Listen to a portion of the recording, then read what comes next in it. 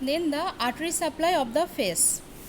The principal artery of the face is the facial artery. The facial artery is a branch of the external carotid artery. The facial artery arises from the external carotid artery at the carotid triangle of the neck. Then this artery goes to the submandibular region. Here form the facial artery is a loop, and the loop of the submandibular region goes to the upward.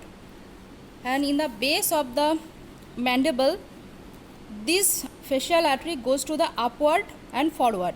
Here present the investing layer of the deep cervical fascia. The facial artery pierces the deep cervical fascia and then it present in the face. Then it goes upward and forward. In the face, the facial artery goes in a tortuous manner. See, this is the facial artery.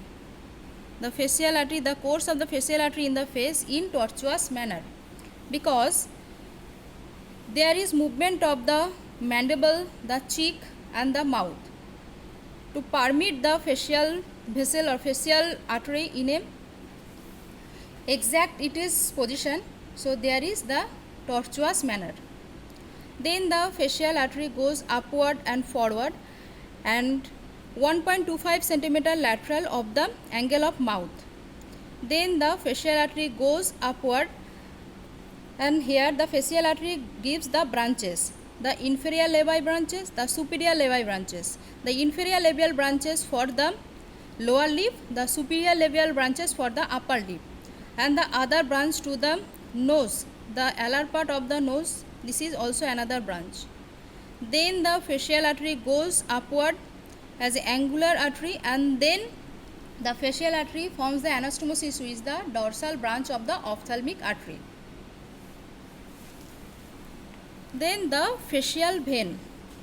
The facial vein, this is the facial vein. The facial vein present behind to the facial artery. This is the facial artery and this is the facial vein. At first, the facial vein is formed by the join of the two veins, the supraorbital vein, then the supratrochlear vein. These two veins join with each other and form the angular vein in the medial angle of the eye. Then when the angular vein crosses the inferior margin of the orbit, then the angular vein forms as the facial vein. Then the facial vein descends downward in a straight course. Facial artery in a tortuous course, but facial vein in a straight course. Then descend downward. The facial vein, when reaches in the anterior-inferior angle of the masseter muscle, then the facial vein pierces the deep cervical fascia, and then the facial vein goes to the submandibular region. Here the facial vein joins with the anterior branch of the retromandibular vein and forms the common facial vein.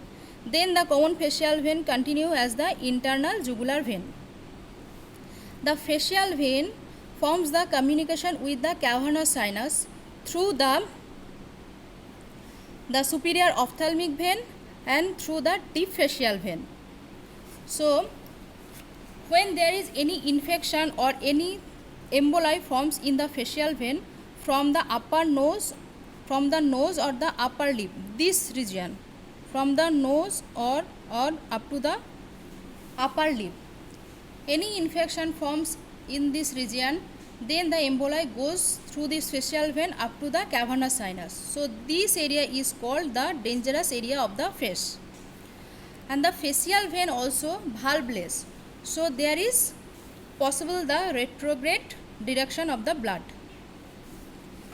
Then the another vein of the face, the superficial temporal vein, join with the maxillary vein and forms the retromandibular vein. Then the retromandibular vein, when it emerging from the parotid gland, it divides into two parts, the posterior part and the anterior part. The anterior part joins with the facial vein and the posterior part joins with the posterior auricular vein and forms the external jugular vein. The external jugular veins join with the subclavian vein up to the 2.5 centimeter above the clavicle. Thank you.